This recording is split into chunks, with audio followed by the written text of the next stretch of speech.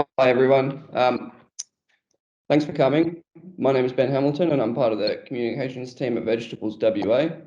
And welcome to the Performance Management Practical Guide for Growers webinar. This webinar will be presented by vegetablesWA HRIR consultant Stephen Farrell, who is funded by the APC Vegetable Produce Committee project. And so this webinar has been produced due to the changes brought on by the Fair Work Commission ruling of the piece rate system. And so workers picking fruit and vegetables must now be guaranteed a minimum wage under the Horticulture Award. And as a result, some growers might be concerned that it'll be difficult to appropriately manage worker performance. So Stephen is here to run us through a practical guide for performance management. You've been emailed the presentation for your own reference. If you haven't received it, please feel free to email me at ben.hamilton@vegetableswa.com.au and I will ensure you get a copy. There will be time for questions at the end, or if you could just put them in chat, we'll get to them in the Q&A time. And lastly, any vegetable growers having difficulties with HRIR policies and procedures, please feel free to contact Stephen after the webinar. Thank you. Thanks, Ben, and good afternoon, everyone. The presentation should be shared and should be on your screen at the moment. So if there are any issues with anyone, please let Ben know. He'll be around the background if you let him know through the chat. So what are we going to go through today? So we're going to identify why it's important to manage performance. We're going to look at what impacts very briefly on performance, what actually is underperformance, minimizing litigation risks, understanding how to manage poor performance, and dealing with difficult situations. So why do we manage poor performance? Well, there are a number of reasons, some of which are listed up on the presentation today, but let's concentrate at the end of the day, what is the major reason? At the end of the day, the employees that you hire cost you money. What you want is for that money to be spent efficiently and to be productive. So higher employee performance means a higher business performance, which results in greater profits. So what is the performance cycle? Now, this is basically the theory behind performance management, and I've put it up there for interest's sake only. I'm not going to go through it in any great detail because this is supposed to be a practical guide. But in essence, and you'll find this with most HR processes, the process itself is circular. So it's continuously ongoing. It starts with the vision, the goals, and the strategies, the organisations, through to the performance plans, position descriptions, monitoring of output, providing feedback, coaching, counselling, performance reviews, training development, and then you go through the process again. But what happens when there's a kink in that system and you're not getting the results that you're wanting? So when you're dealing with poor performers, it's really important that you do so at an early stage. The earlier you deal with poor performance issues, the more chances there are of having a successful outcome. Now, I'll pause here to put together what is a successful outcome. A successful outcome is not necessarily the termination of the employee. When I used to work for an employer, I quite often said that I would give up my salary if I got $1 for every single time a client would say to me, so-and-so is not performing, how do I get rid of them? And I say to those clients, and I say to you now, if that is your thought process, you're starting off on the wrong foot. Poor performance can be a result of one of two things. It can either be a result of poor attitude, or it can be a result of poor aptitude. So they don't have the skills or they need training to be able to improve their performance. And if straight away your first process or your first thought is to terminate and go through a process of safely terminating someone's employment, you can miss out on actually having a very valuable employee. Remember, particularly in the labour market that you're dealing with, labour is not infinite. There is a finite market out there for labour in the horticultural industry, and if you do terminate someone, then it is a lot more difficult to be able to replace them. I'm not suggesting that it's you should be keeping poor performers and not terminate them either. I don't say go from one extreme to the other. The point that I'm making is when you're dealing with poor performance, particularly if you start in the process of the informal feedback and dealing with them at an early stage with the view to improve performance, then you are more likely to be successful and have a successful outcome. So the stages are that you start off in an informal process. So the informal process is in essence to go through providing feedback about what's occurring and then counselling. And then if that doesn't work, you can then go through the formal process of performance managing, discipline, and then termination. So we're starting off in the informal process, and the first stage is to identify any gaps. So what is it that is causing the issues in relation to the employee's performance? Is there something going on at home? Is there issues in relation to their accommodation if they're living away from home or on the farm? Are there issues in relation to temperature, to the heat, to the wet, to the cold? Are there issues within the workplace itself with that employee and the team? Are they potentially being ostracised or not getting on with their team members? Are they causing behavioural issues or their behaviour causing issues with others? So identifying the gaps in the performance is the first crucial step in dealing with poor performance. Make sure you gather good information. I will constantly say throughout this process or any disciplinary or HR process, data, data, data. You cannot make clay without bricks. You cannot provide a good process without good information. Providing good information is just as key. Do you have position descriptions? I can't imagine that there would be a huge need for a detailed position description for someone who's just picking vegetables, for instance. But if someone's in a processing plant and is in one stage of the process, is there a position description that actually provides them with what they need to do? What about KPIs? What are the key performance indicators that determine to the employee, but also for you when you're monitoring their performance, how they're going? People generally like feedback. They may not like to be provided with poor feedback or negative feedback, or certainly not initially, but you'll find that most people will be better off eventually by being given good feedback and good information on how they are able to improve. And then when you're providing that information, agree with the employee on an action plan. What plans are going to be put in place with the goal of improving performance? And I'll reiterate what I just said there. The goal here at this stage is to improve the performance. It's not to start a process of termination.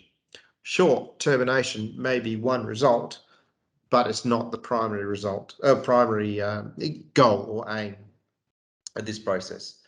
And then once an action plan has been developed and implemented, monitor the progress along that action plan. So providing feedback is a very difficult task. If you look at your own personal lives, sporting communities, organisations, those types of things, generally a lot of conflict comes from the provision or lack of provision of feedback. The first bit of advice that I'll provide here is don't ignore. Don't put it off. Don't be scared of providing feedback to your employees either. You're using one of these three techniques that I'm about to go through, you'll be in a better position to be able to act accordingly depending on how the employee is progressing. So there's three ways in which in this informal process that you can look at. First one is just being direct. You can start off with a general inquiry. How are things going? Is there anything going on at home? anything in the issues in your personal life. You don't look to be the same person the bubbly person that we all enjoy. You don't seem to be yourself, anything wrong. You can start with that process. Or you can generally make it direct. Personally, myself, I'm better off. I may not like it initially, but I'm actually better off getting direct feedback, because then I know what it is that the issue is and what I need to do to improve that performance. And so you can go directly with the employee. You're not picking enough vegetables within an hour. I expect you to pick 30 cucumbers, or whatever it is that the KPIs. You're only picking 20. Or you can try another technique of being positive first. Really, really value what you're doing there, Ben. You've been fantastic in the way that you set up this webinar. However, it would be better if you could provide me with a brand new supercomputer that I can actually do this webinar on. There's a bit of feedback for Ben there. Unfortunately, Ben doesn't control how much money is being spent, so maybe I should go to Karen.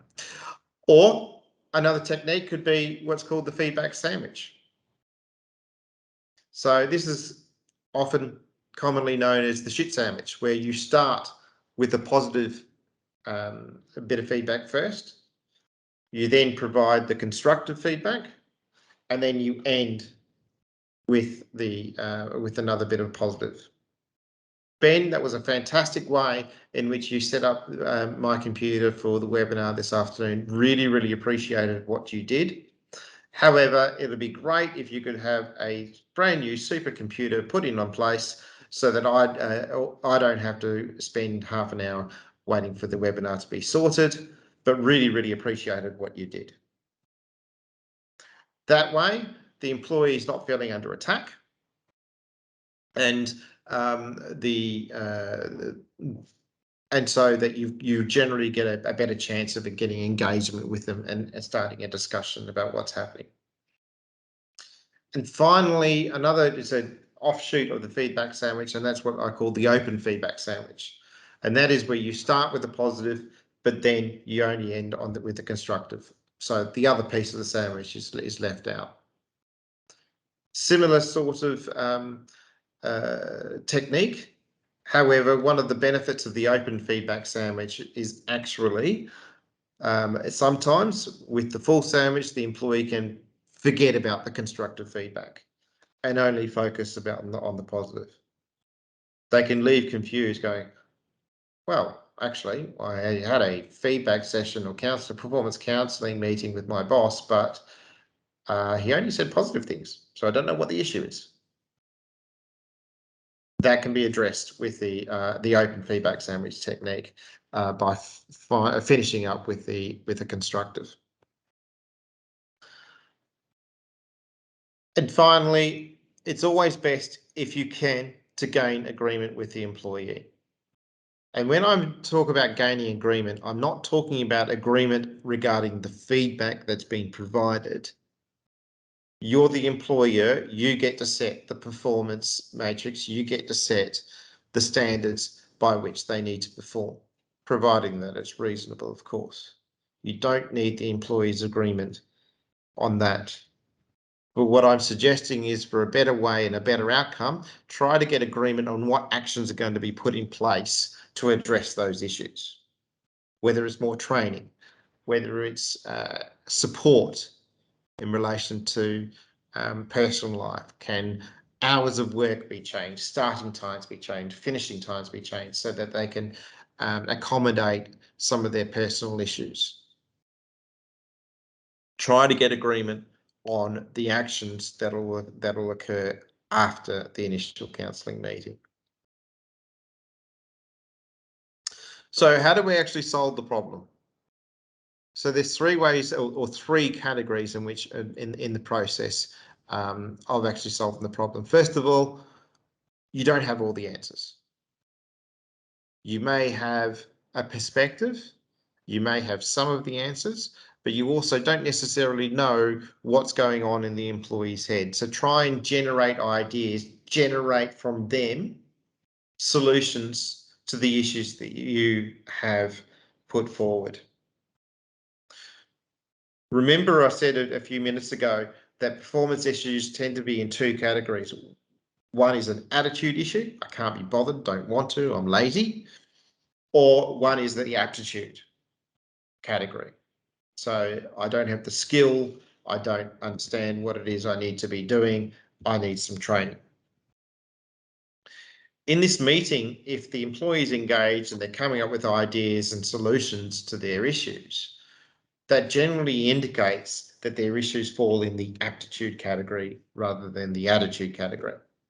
You can work with people whose issues are in that category.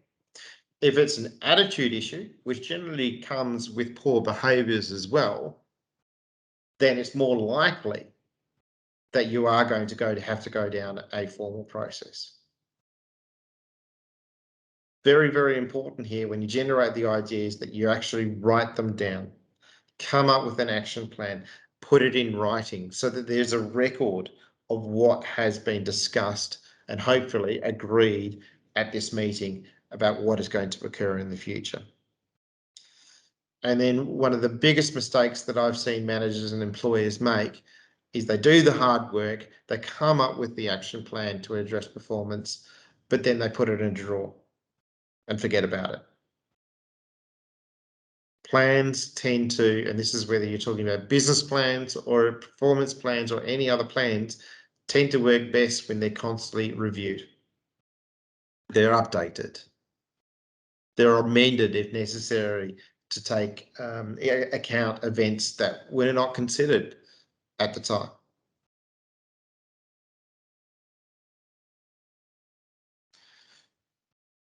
So from a practical perspective, how we can do this, advice that I always give to clients in these types of meetings is always maintain control. It's your meeting. You're the employee, you're the boss, you're the one who sets the standards that need to be met. Allow the employee to talk. Give them the opportunity to put forward what issues they may be having. You don't need to have an answer to everyone. You don't have to respond to everything. You don't have to have a solution to everything. But at least give them the opportunity to put forward what their perspective is. Ask questions. Active listening is a skill. And hopefully you're doing and you're practicing that skill right now. You're listening to me actively by considering, well, what else is behind the scenes here? Ask questions. Hopefully there'll be some questions that'll be asked at the end of this presentation. Questioning will then get better understanding, but it also shows that you actually are invested in that particular employee. Listen, summarize and reflect. This is all part of active listening as well. I won't get people to do that at the end of the seminar, it'll take us too long. But when you're talking with the employee, on occasion, summarize what it is they have had to say. Body language is really important. I am a very visual person myself, as you can probably see with my hands moving and those sorts of things. And I try to adopt an open body language rather than a closed, overbearing one. That in itself will allow employees to feel a little bit more comfortable about what is occurring. Always remember that from the employee's perspective, they don't know what's going on in your head.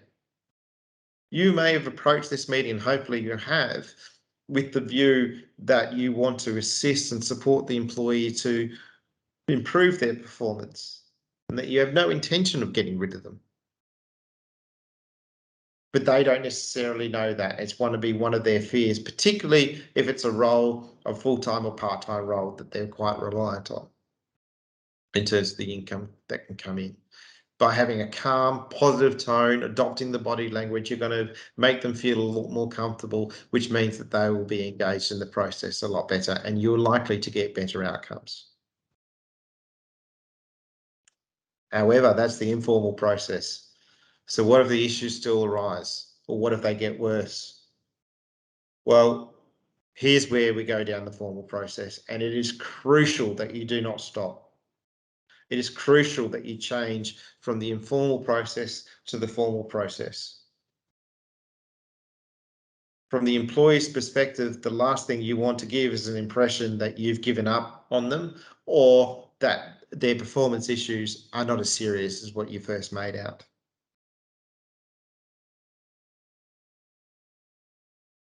So at this point of the process, you've given them the informal feedback, you've tried to training, you've tried to mentoring or showing them, demonstrating what's going, what you're expecting, and they've not been able to improve. At this stage, it is likely to be an attitude problem and fall into that attitude category that we spoke about beforehand. With the formal process, it's quite important that you notify the employee prior to the meeting of the meeting that's going to be occurring and that you're discussing a serious issue. Something and a technique that I tend to use in this situation is that I might do a bit of a timeline of history. And I might say to Ben, we spoke in November, we spoke at the end of November, just before the Christmas party, and then last week about your provision of the technology for me to do webinars. Unfortunately, I've not seen an improvement that I have been expecting, and we're now going to have a meeting to discuss it quite seriously. Now, Ben, you've got the right to bring a support person if that's what you choose to do so. However, that person is not to participate in the meeting, but only to provide you with support. Now, you're not obliged to tell the employee that they have the right to bring a support person. Where this comes from is actually in section 387 of the Fair Work Act, which is the things that the Fair Work Commission has to take into consideration when determining whether a dismissal was harsh, unjust or unreasonable and therefore unfair. And one of those factors that they need to take in consideration is whether the employee was unreasonably refused the right to have a support person at meetings discussing their termination. The phrase unreasonably refused is crucial here. So there's no onus on the employer to say you have the right to have a support person, you can choose to bring one if you want to.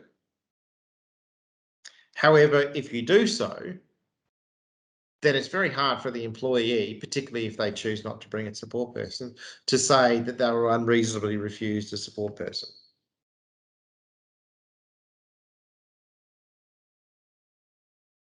Hence why that piece of advice is always given. At the meeting, explain to them what the issues are and how they are failing. Be specific when you're going through that timeline. So provide them with a summary of the performance meetings that have occurred up to that date. Provide them with a summary of what's happened since those meetings occurred. Use your action plan. Your action plan should have particular indicators or KPIs or goals that the employee needed to achieve. At this stage, they wouldn't have done so. It's a bit difficult for an employee to argue that they weren't required to do the certain things if it's in writing and hadn't been agreed to beforehand. Then listen, consider it and note their response. You don't have to get agreement from the employee that they are continuing to be underperforming. You get to decide whether or not their performance is at the standard that is reasonable and that what you and is what you expect. So if the response isn't satisfactory, if they don't satisfy you of that your concerns are unfounded, then explain to them exactly what it is expected. Again, go through the action plan again, have the key indicators set down, provide timelines, deadlines by which actions should need to occur. They can be quite soon. They can be within 2 days, this needs to be done. Within 1 week, this needs to be done. It doesn't have to take a number of weeks. really, really crucial at this point is that you need to be explicit on the consequences if their performance doesn't improve. A phrase I quite often use in these types of meetings and in written warnings, and I'll talk about the written warning in just a minute, is I need to let you know that if these deadlines aren't met and the performance is not improved to a satisfactory level, that further disciplinary action may occur up to and leading to your termination of employment. This bit is crucial because in the written warning, the warning has to advise the employee that their position is at risk, their job is in jeopardy if they don't improve their performance. And that's a factor that's in section 387 of the Fair Work Act. Again, the factors that the Fair Work Commission have to consider when determining whether a dismissal was unfair was the employee warned regarding their poor performance? And there have been decisions made by the Fair Work Commission that indicate for that factor to be met or that requirement to be met by the employer, the employee must be notified that their job is in jeopardy if they don't improve their performance.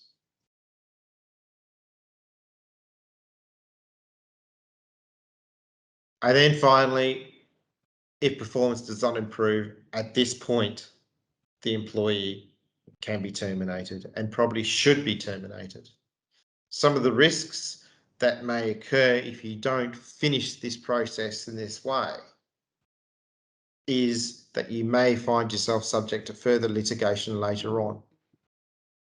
And you'll be asked questions as to, well, you knew that that employee wasn't performing, you had gone through a counselling, you'd gone through an action plan, but then you didn't terminate the employment until 3, 4, 5 months later, or whatever it is.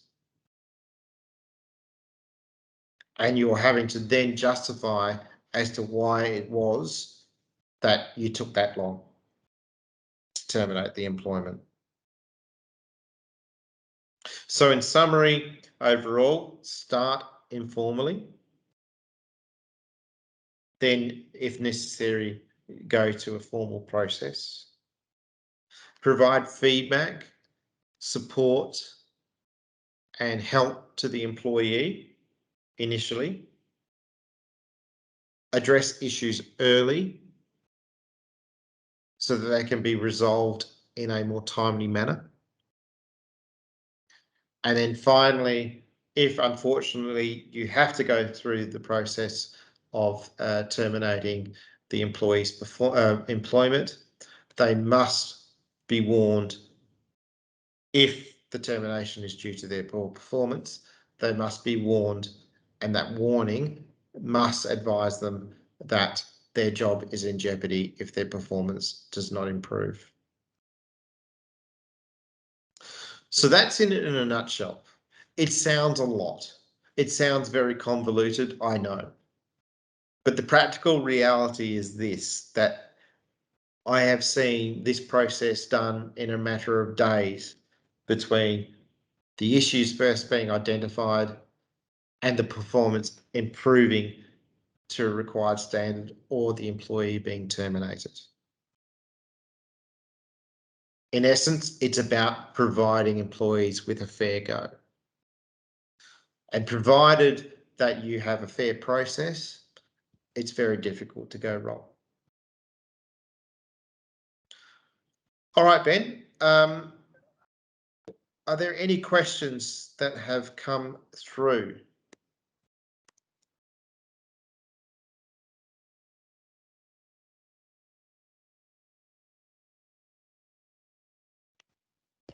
Not through chat, but everyone is able to unmute themselves. So if they just want to ask a question to you directly, they're able to do so from now.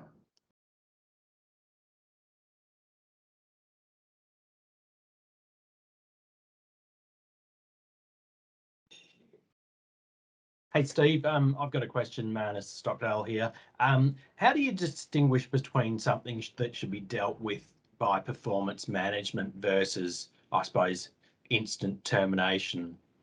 Like, is there a sort of rule, or some do you need to warn people that if you do this, that's a sackable offence, or is there some sort of way that you could sort of say, well, this is a instant dismissal versus a performance management issue? Okay, so instant dismissal or summary dismissal or dismissal for serious misconduct it tends to be where an employee's behaviour is an issue. So they have done something that's contrary to their employment contract, that is contrary to the continuation of the employment relationship. So, for example, if I'm not an employee of vegetablesWA, but if I was to go into Speaker's Corner just in Perth and stand up on in front of everyone and say that vegetablesWA is corrupt and Manus is ugly and no one should trust them, well, that's clearly a conduct or behaviour that's contrary to me being employed by vegetablesWA.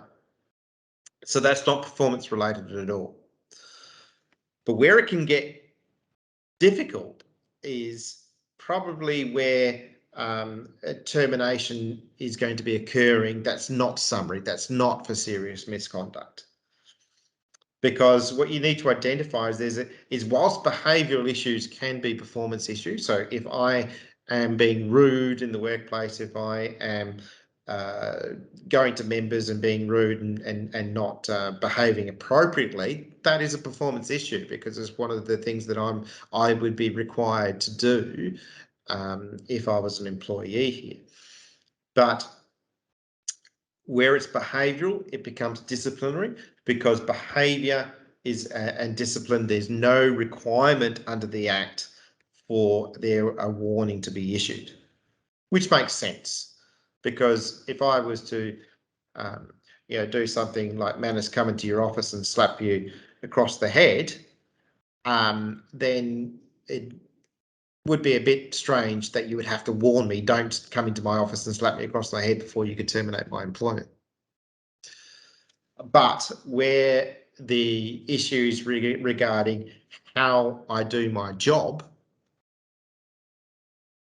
that is definitely performance, and that's where the warnings need to be issued.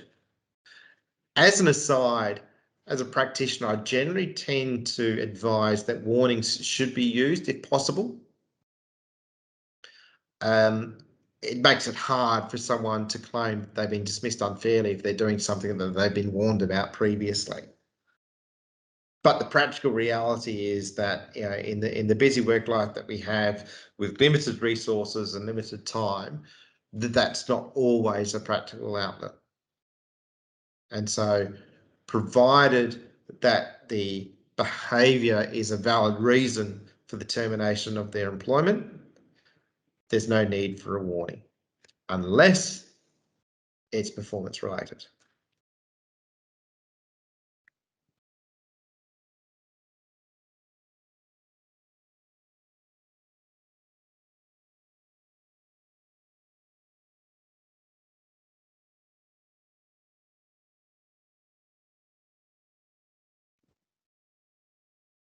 So it looks like there's no more questions. So I guess we'll leave it there. I'd like to thank everyone for coming and participating where they did. So if you're having trouble with HRIR policies, feel free to contact Stephen. And if you need a copy of the presentation, please contact me on ben.hamilton@vegetableswa.com.au. Thank you everyone for joining, and we'll see you next time.